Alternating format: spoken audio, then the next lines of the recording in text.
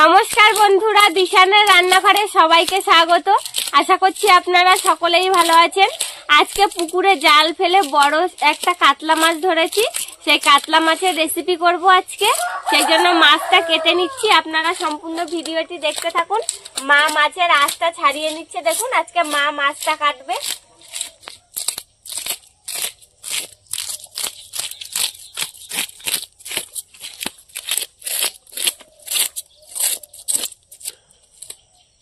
কত বড় সাইজের মাছ, দেখুন মাছটা অনেক বড়।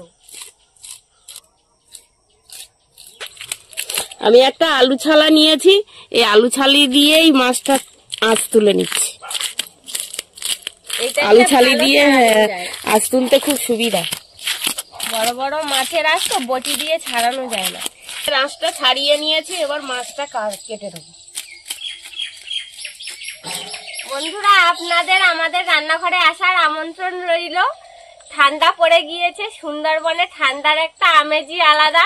আর পুকুরের টাটকা মাছ, বাগানের শাকসবজি, নদীর মাছ সবকিছুও খাওয়া হবে। আর আমাদের রান্নাঘরটাও ঘুরে দেখে যাবেন। আঁশগুলো দেখো চারিদিকে ছিটকে গেছে। কত বড় বড় আঁশ, বড় মাছে বড় আঁশ। এইসব আঁশ শুকিয়ে বিক্রি করা হয়, মাছের আঁশ।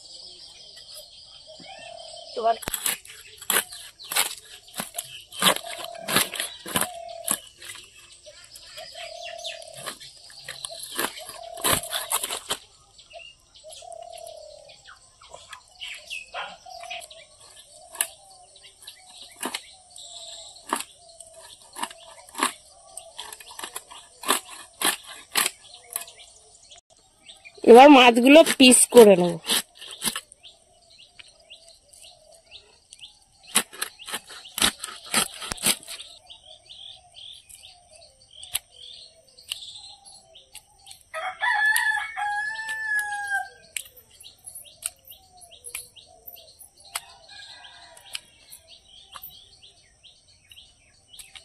আমার মাছগুলো কাটা হয়ে গেছে, এবার ধুয়ে নেব।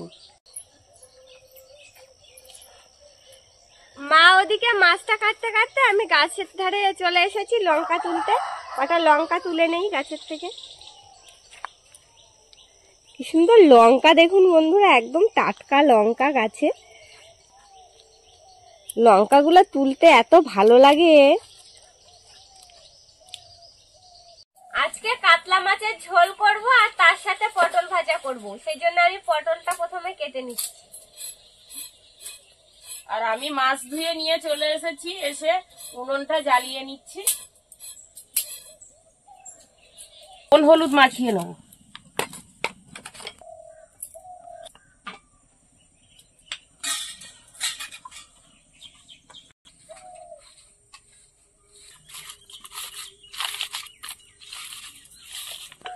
মাছ ভাজার জন্য কড়াইতে তেল দিয়ে দেবো।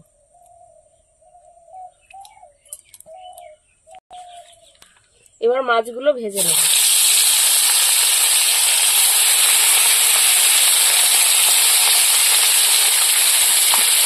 পটলগুলো আজকে আমি এরকম ভাবে কেটেছি, এই যে দুই সাইড। দেখতেও সুন্দর লাগে এরকম ভাবে কাটলে, আর খেতেও ভালো লাগে।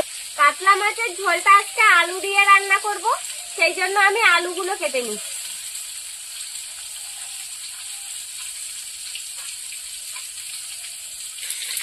আলুর খোসাটা ছাড়িয়ে নেব। মাছটা ভাজা হতে হতে আমি পটলে লবণ হলুদ মাখিয়ে রেখে দেবো।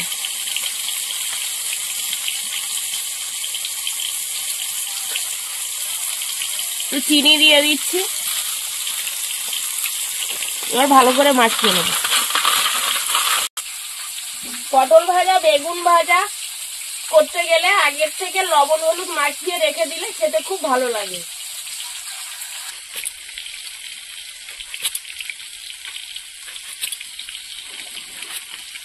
এই যে এরকম ভাবে আলুগুলো কেটেছি, বাকি আলু এরকম ভাবে কেটে নেব।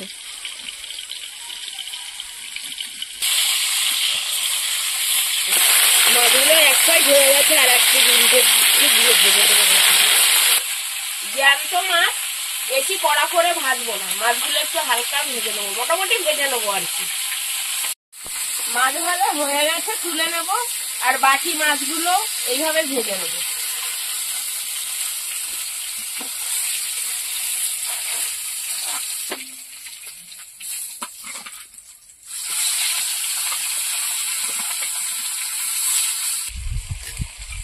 কাঁচা লঙ্কা, পেঁয়াজ, রসুন, আদা সবকিছু আমি এবার কেটে নেব।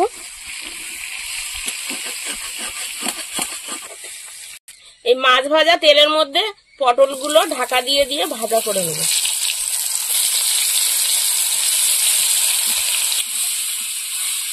পটলগুলো ভাজার পরে দেখবে কত সুন্দর দেখতে লাগছে।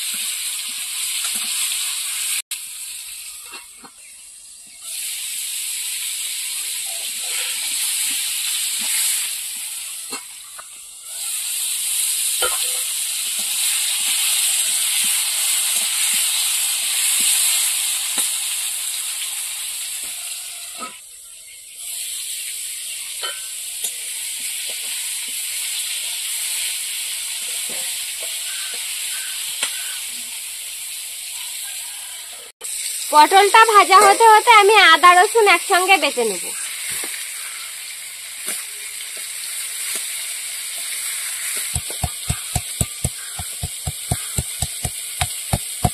আদাটা বাটার আগে একটু থেতো করে নিচ্ছি, তাহলে বাটতে সুবিধা হবে। আমরা বস্তার মধ্যে আদা গাছ লাগিয়েছি, অনেক আদা গাছ হয়েছে। সেই আদা গাছ তুললে তো অনেক আদা হবে। অনেকগুলো বস্তায় লাগিয়েছি আদা।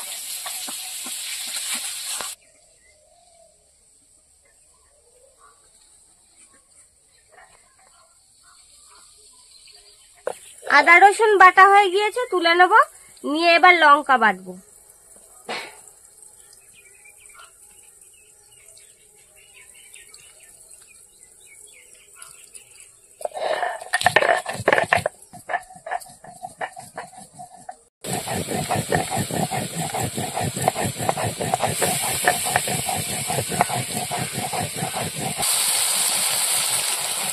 পটল ভাজা হয়ে গেছে, এবার তুলে নেব।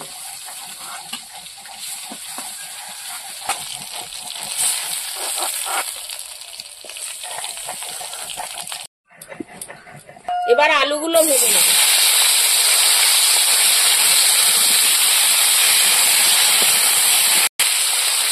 হলুদ লবণ দিয়ে আলুটা ভেজে নেব।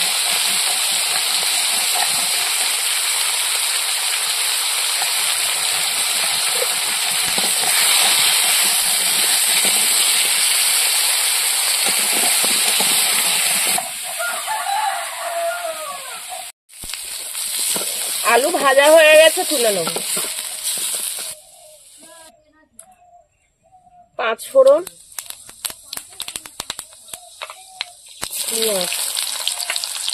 পেঁয়াজটা একটু লাল করে ভেজে নেব।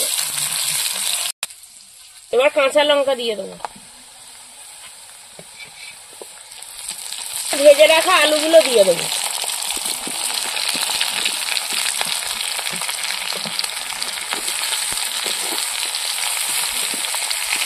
আদা রসুন বাটা দিয়ে দেবো। এবার একসঙ্গে ভালো করে কষিয়ে নেব। কষিয়ে নিয়েছি, এবার লবণ দিয়ে দেবো। লঙ্কা বাটা।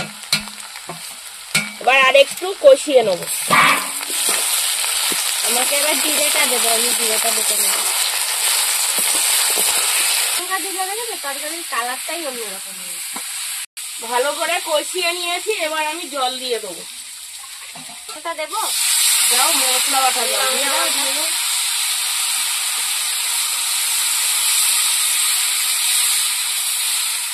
মার তরকারি ফুটতে ফুটতে আমি এদিকে জিরেটা বেটে নেব।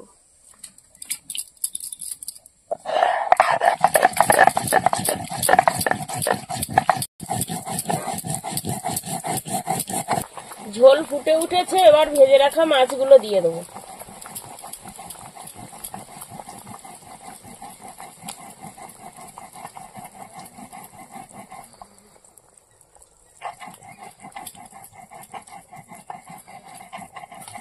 এবার তরকারিটা ভালো করে ফুটিয়ে নেব।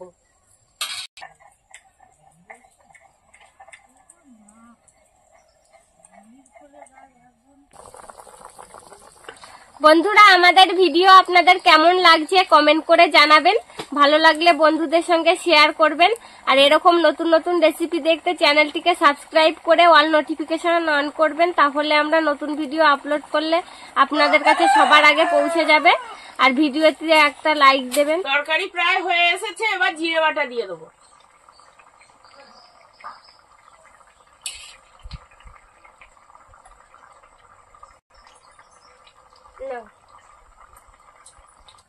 তরকারি হয়ে গেছে, নামিয়ে নেবো।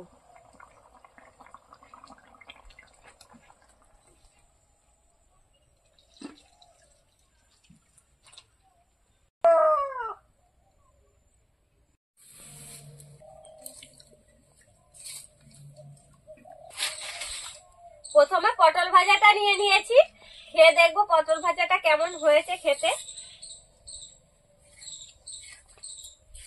দারুন দারুন হয়েছে পটল ভাজা। কি বলবো, না খেলেই বুঝতেই পারবে না। পটলটা আগে এরকম মেখে রেখে দিলে না স্বাদ লাগে, খুব সুন্দর, দারুণ হয়েছে।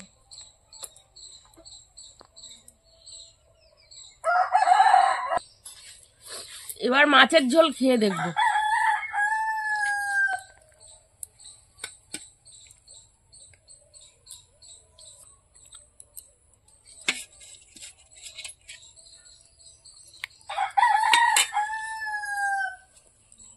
মাছের ঝোল খেয়ে দেখি কেমন লাগছে।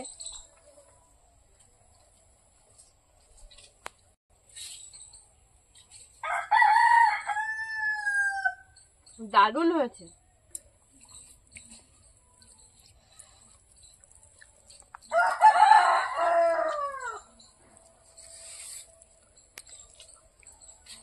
এত সুন্দর হয়েছে বন্ধুরা, কি বলবো, দারুণ লাগছে খেতে। বাটা লঙ্কার তরকারির একটা আলাদাই স্বাদ, আর তার উপরে জ্যান্ত একদম মাছ, খুব সুন্দর লাগছে খেতে। আপনারাও বাড়িতে এইভাবে তৈরি করে খেয়ে দেখবেন। আমাদের আজকের ভিডিওটি শেষ পর্যন্ত দেখার জন্য ধন্যবাদ। সবাই ভালো থাকবেন, সুস্থ থাকবেন।